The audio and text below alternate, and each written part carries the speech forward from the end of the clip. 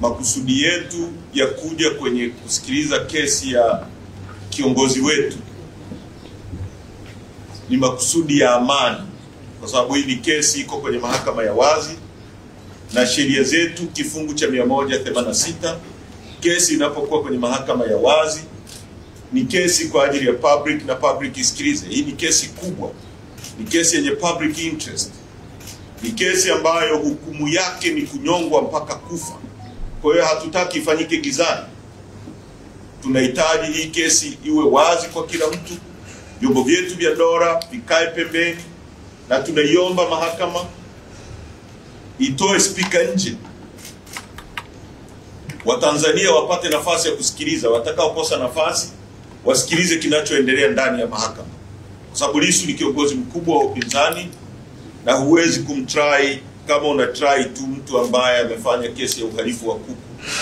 Na itashangaza sana kama hawa watu watakuwa wamekosa tolerance. Nimemsikia Charamira, ndugu Charamira, mkuu wa mkoa wa Dar es Salaam, anaongea, anapiga kifua. Nimemsikia RPC Mliro anapiga kifua. Mahakama sio sehemu yao, hawezi kuipangia mahakama nini ifanye. Mtakumbuka kesi ya kina Mandela ya Livonia trial, hata makaburu weupe waliruhusu watu weusi wasikilize kesi ya viongozi wao.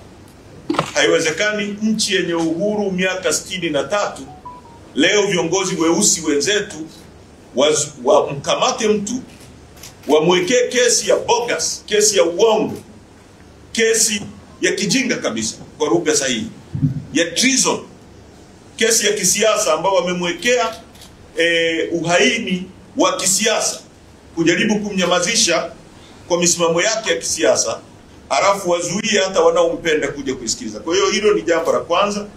Lakini juu ya hilo pia tunaitaka serikali na tunamtaka Rais Samia, kwa sababu hii kesi ni yake, aiondoe hii kesi mahakamani, wamfutie Lissu kesi ya uongo ya uhaini, kwa sababu Lissu sio muhaini. Huwezi kufanya uhaini kwa raia ambaye hajawahi kuwa mwanajeshi, hana kikundi chochote cha kijeshi anachokiongoza. Hawawezi kuithibitisha popote. Mwisho wa siku itakuwa kesi kama ya Freeman Mbowe.